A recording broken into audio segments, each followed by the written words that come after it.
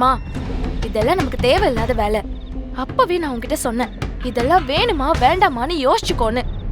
உன் கூட சேர்த்து இப்படி வந்து கோத்து விட்டுட்டியேமா.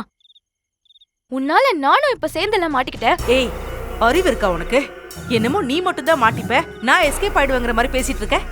மாட்டினா 2 பேரும் சேர்ந்துதான் மாட்டுவோம். அதுக்கு தான் நான் கேக்குறேன், ஏமா இப்படி பண்ண? இங்க பாரு, நடந்தது நடந்து போச்சு. இனிமே அதை பத்தி பேசி பிரயோஜனமே இல்ல. இளமதி மேல எனக்கு அவ்வளோ கோவம். அவளை பழி வாங்குற எண்ணத்துல அவளை எப்படியாவது அசிங்கப்படுத்தணும்னு நினைச்சு அப்படி பண்ணிட்டேன். கடைசியில அதுவும் நடக்காம இப்ப நாம மாட்டிப்போம் போல இருக்கு. அம்மா, அந்த பரம சரியான முரடம்மா. நம்மள மன்னிக்கவே மாட்டான். அவன் எந்த நேரத்துல என்ன பண்ணுவான்னு தெரியாதுமா. அதுவும் இல்லாம அவன் கையில கத்தி கத்தி வச்சிருந்தான். அவ்வளவுதான், முடிஞ்சது கதை. நம்ம 2 பேரையும் ஒரே சொர்க்கா சொர்க்கி. சும்மா ரெடி, ஏன் இப்படி பயமுறுத்துற? அவன் ஏதாவது பண்றானோ இல்லையோ, நீ சொல்றதுலயே எனக்கு ஜன்னி வந்துரும் போல இருக்கு. பாருடி எப்படி வேர்க்குதுன்னு. இனிமேலும் ஏதாச்சும் நடக்கணும்னு காத்துட்டு இருக்கிறதுல எதுவுமே அர்த்தம் இல்லம்மா. பரம மட்டும் நம்மள அசிங்கப்படுத்திட்டான், அதுக்கப்புறம் எல்லாருமே நம்மள கேவலமா பேசுவாங்க. முதல்ல அந்த நர்மதா நம்மள மதிப்பாளா? எவ்வளவு அசிங்கப்படுத்துவா, கொஞ்சம் யோசிச்சு பாருமா. சிச்சி, நினைச்சு பார்க்கவே கேவலமா இருக்கு. தெரியுதுல்ல, அப்புறம் இதுக்கு இப்படி ஒரு கேவலமான காரியத்தை பண்ண? எனக்கு இருக்கிற கடுப்புக்கு அப்படியே உன் குரவளைய கடிச்சு துப்பிடுவேன். வாய முடிக்கிட்டு பேசாம இரு. என் பொண்ணுன்னு கூட பார்க்க மாட்டேன், ஜாக்கிரதை. என்னம்மா திடீர்னு இப்படி பத்திரகாளி மாதிரி கோவப்படுற? பின்ன ஒரு விஷயத்தை செஞ்சிருக்கோம், அதனால என்ன பிரச்சனை வந்தாலும் அதை தாங்கிக்கிற அளவுக்கு தைரியம் இருக்கணும். அதை விட்டுட்டு நீயும் பயந்து என்னையும் பயமுறுத்திட்டு இருக்க. இங்க பாருமா, நீ சொல்றதெல்லாம் கேக்குறதுக்கு நல்லாதான் இருக்கு, ஆனா மனசுக்குள்ள இருக்கிற பயத்தை வெளியில காட்டாம இருக்க முடியலையே. அம்மா, நான் வேணா ஒரு ஐடியா சொல்லவா?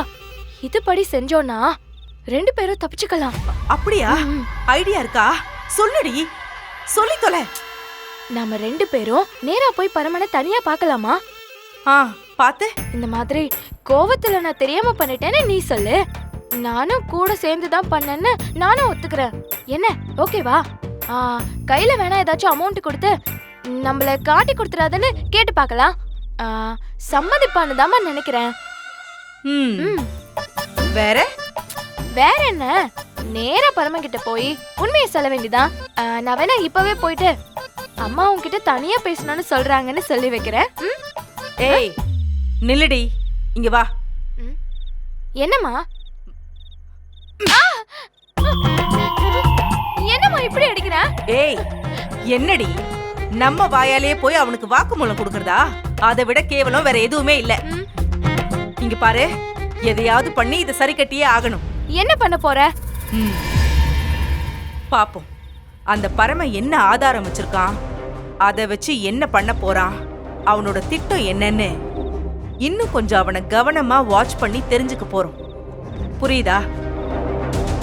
அதுக்கப்புறம் என்ன பண்ணலான்னு யோசி.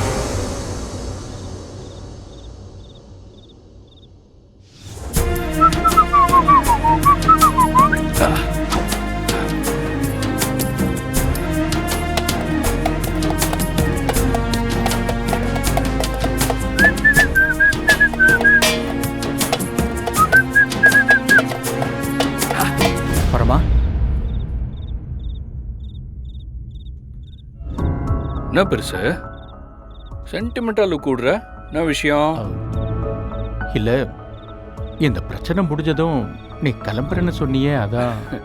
ஆமா பெருசு, இந்த பிரச்சனையை கண்டுபிடிச்சதுக்கு அப்புறமா நான் சூப்பரா கிளம்பி போயிட்டே இருப்பேன். பாருடி, அவன் எவ்வளவு திமிரா உட்கார்ந்துருக்கான்னு. இருமா, அவன் என்னதான் பண்றான்னு பாப்போம். இங்க உப்பு அவ்வளவுதான், கிளம்பிடுவேன். நான் கேட்டுக்கிட்டதுக்காக இவ்வளவு நாள் இங்க தங்கி இருந்து எங்களை பாதுகாத்து பெரிய உதவி பண்ணிருக்க பரமா. இதை எப்பவுமே மறக்க மாட்டேன். அட விடு பெருசு, எனக்குன்னு யார் இருக்கா? ஆனா உங்ககிட்ட பழகும்போது என்னையே அறியாம ஒரு பாசம் வருதுயா.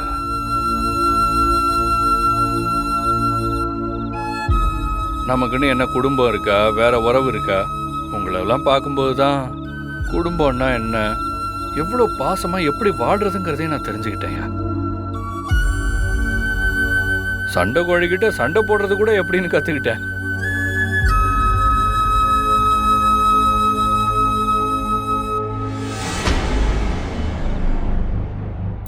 ஓ, இந்த ரெண்டும் இங்கதான் நிக்குதுங்களா? அப்புறம் பெருசு, அந்த ஆதாரத்தை பத்தி சொன்னல.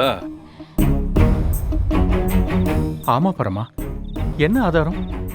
என்கிட்ட மட்டுமாவது சொல்ல. ஐயோ, நீ என்ன பரீட்சையில எழுதி முடிச்சதுக்கு அப்புறம் பக்கத்துல உட்காந்துருக்கிற பையன்கிட்ட பேப்பரை காமிக்கிற மாதிரியே கேக்குற? அப்படிலாம் நாங்க காமிக்க மாட்டோம். நான் சொன்னதுதான். இன்னைக்கு ஒரு நாள் தான் டைமு, நாளைக்கு காலையில சம்பவம் தான். ஐயோ, என்ன பரமா இப்படி பேசுற? வேற எப்படி பேசுறது? ஆனா நான் சொன்ன வார்த்தை அத்தனையும் உண்மை பெருசு. அது யாரு என்னன்னு தெரியும் போது நீயே அப்படியே அரண்டு போயிடுவ பாரு. போச்சுடி, எங்கேயாவது உளறி கிளறி தொலைச்சிட போறான்டி. மா, அவன் வளர்றதுக்கு முன்னாடி நீ வளரிட போற. வாயை மூடுமா. பெருசு, இன்னொரு முக்கியமான விஷயம், ஆதாரம் கையில இருக்கும்போது அதை திருட கூட பார்ப்பாங்க. இதெல்லாம் என்ன சாதாரண ஆளுங்களா பண்ணாங்க? எவ்வளோ பெரிய விஷயத்த எவ்வளோ தைரியமா பண்ணிருக்காங்க. அதனால இன்னைக்கு நைட் எனக்கு சிவராத்திரி தான். பத்திரமா இந்த ஆதாரத்தை பாதுகாக்கணும்ல. அதனால இந்த ஆதாரத்தை தலையணை கிட்ட பாதுகாப்பா வச்சுக்கிட்டு அப்படியே ஒரு அரை தூக்கமா தூங்க போறேன்.